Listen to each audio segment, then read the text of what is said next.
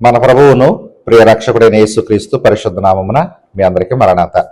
ప్రభునందు దేవుని స్నేహితులారా, దేవుని యొక్క మహా ఉచిత కృపను బట్టి, నా తల్లిదండ్రుల యొక్క ప్రోత్సాహాన్ని బట్టి, మీ అందరి ప్రార్థనల వలన, దేవుని చిత్తాన్ని బట్టి అమెరికా దేశంలో ప్రభు యొక్క పరిచర్య చేయడానికి నేను ఒక నెల దినములకు షెడ్యూల్ చేయబడి వచ్చిన సంగతి మీ అందరికీ కూడా విదితమే. దేవుడు నా యొక్క ప్రయాణం అంతట్లో తోడుగా ఉండి ఇక్కడ వివిధ స్థలములలో నన్ను తన పరిచర్య కొరకు విస్తారముగా వాడుకొంచున్న విధానాన్ని బట్టి నేను దేవుని నామాన్ని ఎంతగానో స్తుతిస్తూ ఉన్నాను.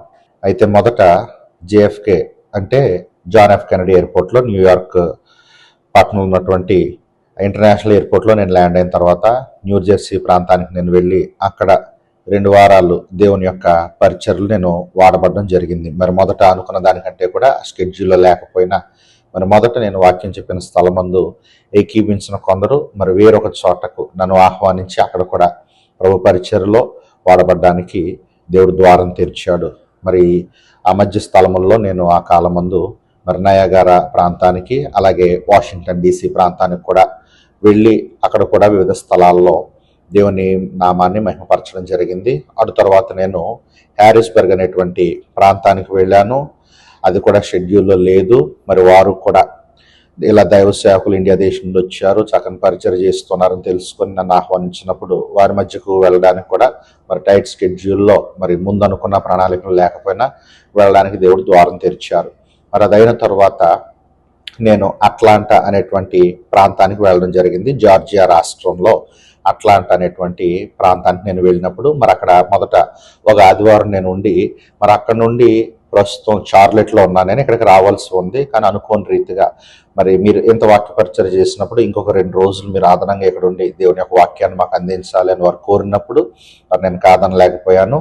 సో నా కొరకు ప్రత్యేకంగా కార్యక్రమాలను ఏర్పాటు చేసి మరి వాక్య సందేశం కొరకు మరి నన్ను వారు ఆహ్వానించినప్పుడు అక్కడ కూడా మరి 2 వేరు స్థలాల్లో మరి కమింగ్ అనేటువంటి ప్రాంతంలో కూడా నేను వాక్యాన్ని బోధించాను. అలాగే ఒక జూమ్ కాల్ ద్వారా కూడా మరి కొంతమంది బృందానికి నేను వాక్యాన్ని అందించడం జరిగింది. ఆ తర్వాత బయలుదేరి మరి నేను ఇక్కడ ప్రస్తుతం నార్త్ క్యారోలినా అనేటువంటి రాష్ట్రంలో మరి చార్లెట్ అనేటువంటి ప్రాంతానికి రావడం జరిగింది. మరి మీకు ఇప్పుడు ఆదివారం ఏమో, మరి మాకు ప్రస్తుతం శనివారం రాత్రి. సో ఉదయాన్ని లేచిన తర్వాత మరి నేను ఇక్కడ ఈ యొక్క చార్లెట్ అనేటువంటి ప్రాంతంలో ఒక దేవాలయంలో మరి ఇంచుమించు మరి తమిళ్ రాష్ట్రానికి చెందినటువంటి ప్రజలు, అలాగే కేరళ రాష్ట్రానికి చెందినటువంటి మలయాళీలు, ఇలాగా అన్ని రకాల భారతీయులకు కూడా వాక్యాన్ని అందించడానికి దేవుడు ద్వారం తెరిచారు. అయిన తర్వాత మరి వెంటనే నేను బయలుదేరి ఫ్లోరిడా రాష్ట్రంలో ఉన్నటువంటి జాక్సన్విల్ అనేటువంటి ప్రాంతానికి బయలుదేరి వెళ్ళబోతున్నాను. మరి వాస్తవానికి రేపటితో ఇక్కడ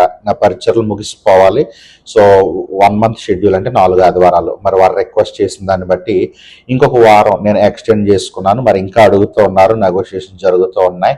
మరి అంత ఈజీ కాదు ఇక్కడ ఎక్స్టెండ్ చేసుకోవడం, ఎందుకంటే మరి ఫ్లైట్ రేట్లు కూడా అంత ఫ్లెక్సిబుల్గా లేవు. సమ్మర్ సీజన్ వలన కొంచెం హైక్ అవుతూ ఉన్నాయి కాబట్టి సో దేవుని చిత్తం ఏదైతే మరి దాని కొరకే నేను కనిపెట్టి ప్రార్థిస్తూ ఉన్నాను. మరి రేపు ఇక్కడ నేను దేవుని వాక్యాన్ని అందించిన తర్వాత ఫ్లోరిడా రాష్ట్రంలో ఉన్నటువంటి జాక్సన్విల్ ప్రాంతానికి వెళ్ళి మరి సోమవారం అక్కడ కార్యక్రమంలో ఎక్కివించాలి. అలాగే అక్కడ నుండి ఒక 2.5-3 గంటల ప్రయాణం చేసి వెళ్ళి ఆర్లాండో అనేటువంటి పట్టణంలో మరి మంగళవారం దినాన్న నేను అక్కడ దేవుని యొక్క వాక్యాన్ని అందించవలసింది.